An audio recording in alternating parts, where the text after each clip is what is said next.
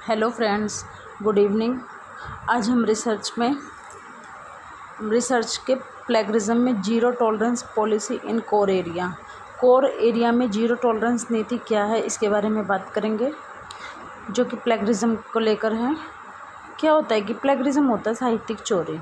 कुछ एरिया में बस 10% वाली बात जो है वो लागू नहीं होगी, यानी कि जो स्टूडेंट और एचआर के लिए, जो स्टाफ के लिए बातें थी कि उसमें 10% तक छूट होगी, बट कुछ एरिया ऐसे आते हैं जिसमें 10% वाली बात लागू नहीं होगी। मतलब कि प्लेगरिज्म करने की बिल्कुल भी अनुमति नहीं होती है इसमें। छात्र, फैकल्टी, स्टाफ एंड रिसर्चर द्वारा किया गया कार्य, मुख्य कार्य मूल विचारों पर आधारित होगा।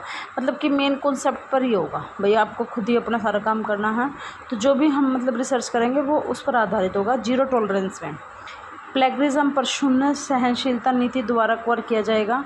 मतलब कि बिल्कुल शून्य सहनशीलता का मतलब है कि बिल्कुल इसमें ज़ीरो किसी और का प्लेगरिज्म, मतलब कोई भी किसी और का कंटेंट आप नहीं ले सकते, कोई विचार नहीं ले सकते।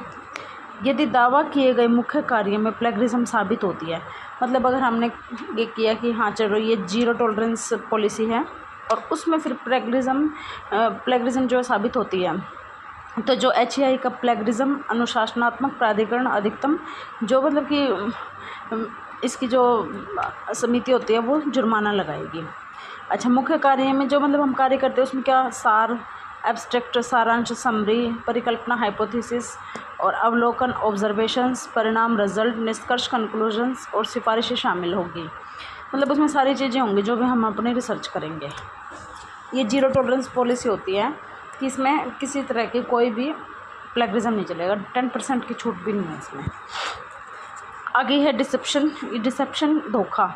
ये एक टर्म है। ये क्या होता है कि रिसर्च में यूज़ होती है। इसका क्या मतलब होता है कि धोखा तब होता है जब कोई शोधकर्ता विषय को गलत जानकारी देता है या जानबूझकर उन्हें शोध के कुछ प्रमुख पहलू के बारे में गुमराह करता है। उदाहरण के लिए, विषय एक प्रश्नोत्तरी पूरी करता है और उन्हें झूठा बताया जाता है कि उन्होंने बहुत ख़राब प्रदर्शन किया, चाहे उनका वास्तविक प्रदर्शन कुछ भी हो। इसका मतलब ये होता है कि भाई आपने किसी से कोई प्रश्नोत्तरी करी और आपका कोई बंदा है, आप उसके ऊपर शोध कर रहे हो, कुछ पूछ रहे हो, चाहे वो बंदा अपनी तरफ से कितना भी अच्छा बता रहे हो, लेकिन आप ये सोचते हो कि ये शायद झूठ बोल रहा होगा। इसे सच उगलवाने के लिए हम उसको ऐसी बातें करते हैं कि आपने झूठ बोला है, उसको डिसेप्शन बोलते हैं।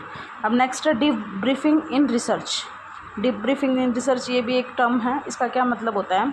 डीब्रीफिंग सूचित सहमति, इन्फॉर्म्ड कंसेंट प्रक्रिया का एक अनिवार्य हिस्सा, एक ज़रूरी हिस्सा है।